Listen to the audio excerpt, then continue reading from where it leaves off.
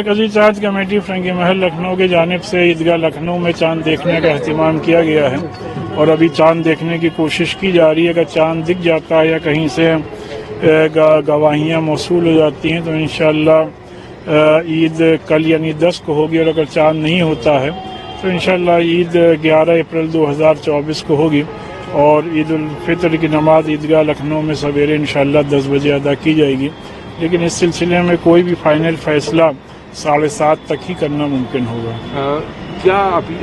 advisory جاری کری گئی ہے اسلامک سینٹر آف انڈیا کی جانب سے عید الفطر کے سلسلے میں ایڈوائزری جاری کی گئی ہے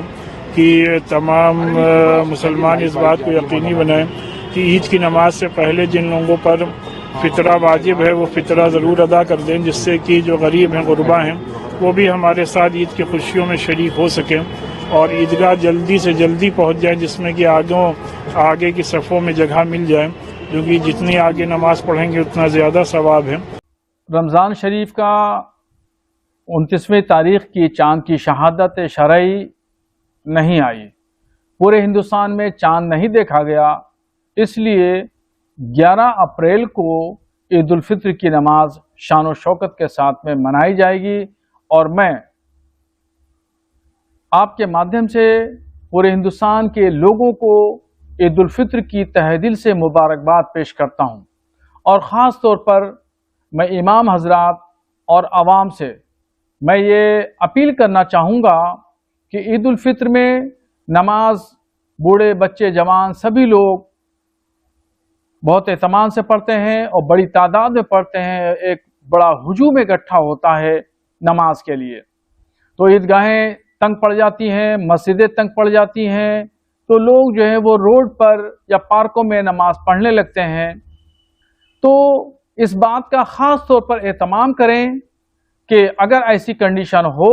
کہ مسجد میں نمازی رہ گئے ہیں اور وہ نماز نہیں ادا کر سکے،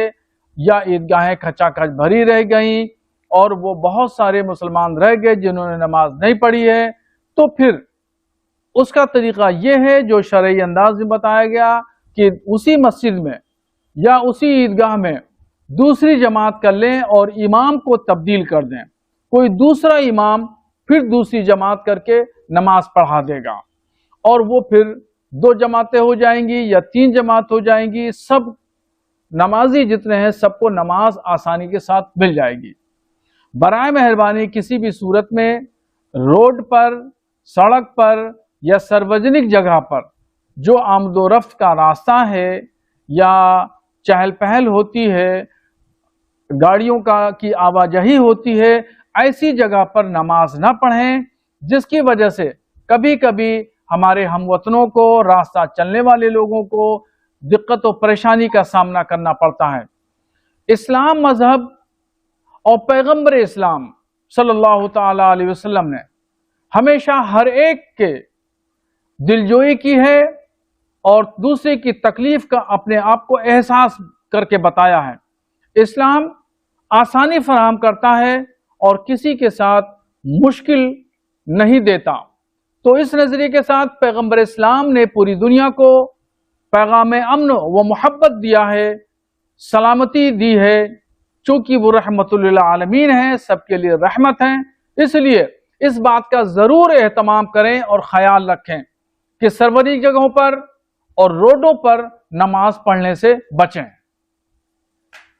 عید کی نماز کے بعد میلے لگتے ہیں،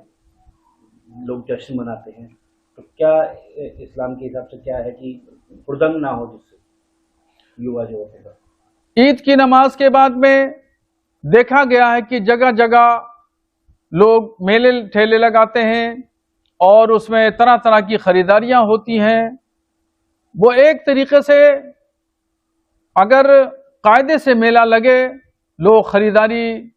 لوگ کریں، آئیں اور جائیں،